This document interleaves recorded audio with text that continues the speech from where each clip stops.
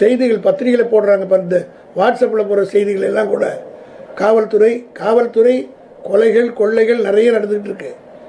அதை பற்றி நேக்கு பார்க்கறதுக்கு இந்த காவல்துறைக்கு நேரம் இல்லை. திமுகவை பற்றி ஆதரித்து யாராவது செய்தி போட்டால் வாட்ஸ்அப்பிலோ அல்லது இன்ஸ்டாகிராம்லேயே போட்டால் காவல்துறை நான் கேள்விப்பட்டேன். காலையில் கூட ஒருத்தர் நண்பர் தம்பி வந்து சொல்லிட்டு போனார், ஒரு இளைஞர் செய்தி போட்டிருக்கார், அவருக்கு ஃபாலோவர்ஸ் ஏறப்பார 60,000 பேர் அதை பார்த்துருக்காங்கன்னு காவல்துறை போய் அங்கே மிரட்டி அதெல்லாம் நீக்கியிருக்காங்க.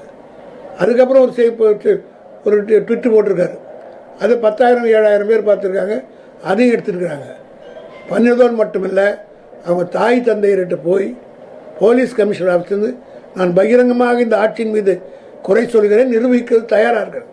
சின்ன பசங்க, காலேஜில் படிக்கிற பசங்க, அவங்க வந்து திமுக தான் அவங்க உணர்வோடு அந்த செய்தியை வெளியிட்டார் என்பதற்காக அவர்களை மிரட்டி, அவருடைய பெற்றோரை மிரட்டி, வீட்டுக்குள்ளே போய் இரவு நேரங்களில் விசாரணை என்ற பெயரில் அச்சுறுத்தி பயமுறுத்தி இருக்கிறார்கள். அதே போல் புதிய தலைமுறையிலே விமர்சனம் செய்த விமர்சகர் விஜயன் அவர்களை இந்த காவல்துறை இதெல்லாம் நாட்டில், தமிழ்நாட்டில் நம்ம இது போல பார்க்கவே இல்லை. இதெல்லாம் இப்போ நடக்குது.